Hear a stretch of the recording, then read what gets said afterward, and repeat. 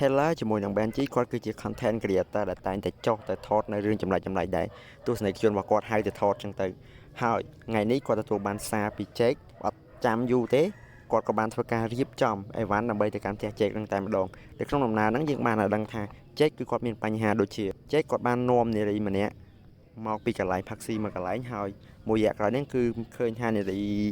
ដែលជាសង្សាររបស់គាត់ហ្នឹងគឺមានអាការៈចម្លែកខ្លាំងមែនតើដូចនេះហើយទើបគាត់សម្រេចចិត្តថាគាត់ហៅ Taylor ជាមួយនឹង Benji ទៅថតសកម្មភាពរបស់គាត់នឹងជួយដោះស្រាយនៅបញ្ហាដែលគាត់បានជួបប្រទះហ្នឹងឯងអញ្ចឹងនៅតាមផ្លូវគឺ Benji គាត់មានអារម្មណ៍អត់សូវស្រួលទេគាត់ខ្លាចខ្លាំងមែនតើគាត់អត់ចង់ឲ្យ Taylor ទៅទេតែក្នុងនាមយើងជា content creator Taylor គឺគាត់ត្រូវទៅភាសាគ្នាអត់ទាន់បានប្រមាណផងគឺ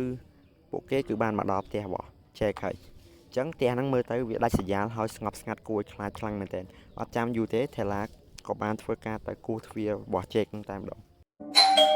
មួយស្ទុះក្រោយមកយើងបានឃើញថាបរិសម្នាក់គឺបានបើកទ្វារហើយបរិសម្នាក់ហ្នឹងឈ្មោះថា Jake នៅពេលដែលពួកគេបានជួបគ្នាហើយក៏បានពិភាក្សាគ្នាអំពីបញ្ហាដែល Jake បានជួបប្រទះអញ្ចឹងបើយើងនិយាយសរុបមកម្សាទៀតបញ្ហាហ្នឹងគឺកើតឡើងរយៈពេល 2-3 ថ្ងៃមុនដែល Jake គាត់បាននាំមិត្តស្រីរបស់គាត់នៅកន្លែងស៊ីផាក់មកកន្លែងហើយតែរយៈពេល 2-3 ថ្ងៃហ្នឹងទេដែលគាត់មានអាការៈថាចម្លែកខ្លាំងមែនទែននារីម្នាក់ហ្នឹងគឺអត់មាត់អត់និយាយគឺតែងតែឈរនៅក្បែរក្រែម្នាក់ហ្នឹងអញ្ចឹងគាត់អត់ហ៊ានចូលទៅជិតម្នាក់ស្រីហ្នឹងទៀតទេ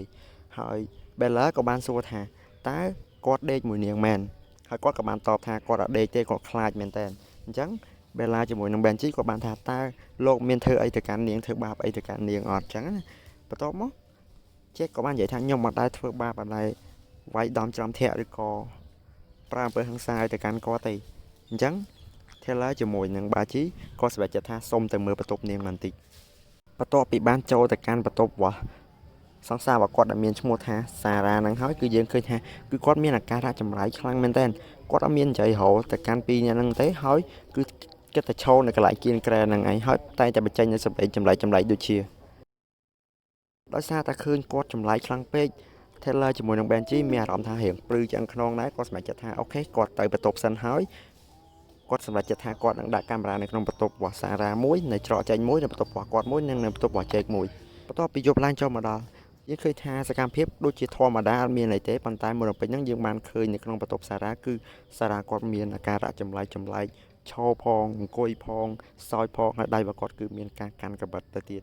បន្ទាប់ពីបន្តិចក្រោយមកយើងឃើញថាសារ៉ាគឺគាត់បានធ្វើការដើរតែអត់ដឹងថាដើរទៅណាទេតែនៅពេលដែលយើងកលែងមកមើលកាមេរ៉ានៅក្នុងបន្ទប់របស់ Jake វិញយើងឃើញថាគឺសារ៉ាគឺបានចូលមកកាន់បន្ទប់របស់ Jake ហើយនឹងបានធ្វើការលិតទៅលើជើងរបស់ Jake ហ្នឹងអញ្ចឹង Jake គាត់ភ័យខ្លាំងពេកគាត់ក៏បានស្រែកហៅឲ្យ Taylor ជាមួយនឹង Benji ជួយ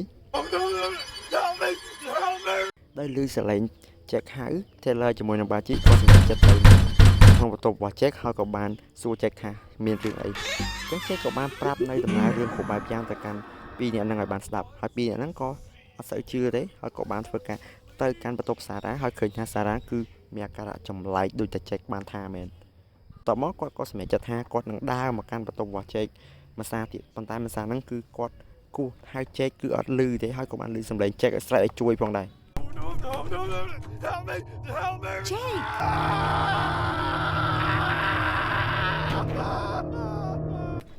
បន្ទាប់ពីឮសំឡេង Jake ស្រែកជួយបានបន្តិចក៏បាត់សំឡេងហ្នឹងហើយគាត់បានធ្វើការបើកទ្វារបន្ទប់ Jake ហ្នឹងឃើញថាអត់មានមនុស្សទេ Jake គាត់ឃើញអីគាត់ឃើញដែរអញ្ចឹងគាត់សម្រេចចិត្តថាគាត់ទៅផ្ទះសិនដោយសារតែគាត់រៀងព្រឺចឹងខ្នងដែរហើយព្រឹកឡើងគាត់ក៏បានចូលមកដល់អញ្ចឹងនៅពេលដែលគាត់ចូលមកដល់គឺគាត់ឃើញថាអត់មានមនុស្សទេក្នុងហ្នឹងគឺមានកុំព្យូទ័រមួយទេនៅពេលដែលគាត់ព្យាយាមបើកកុំព្យូទ័រហ្នឹងគាត់ឃើញវីដេអូរបស់ Jake គាត់បាននិយាយថា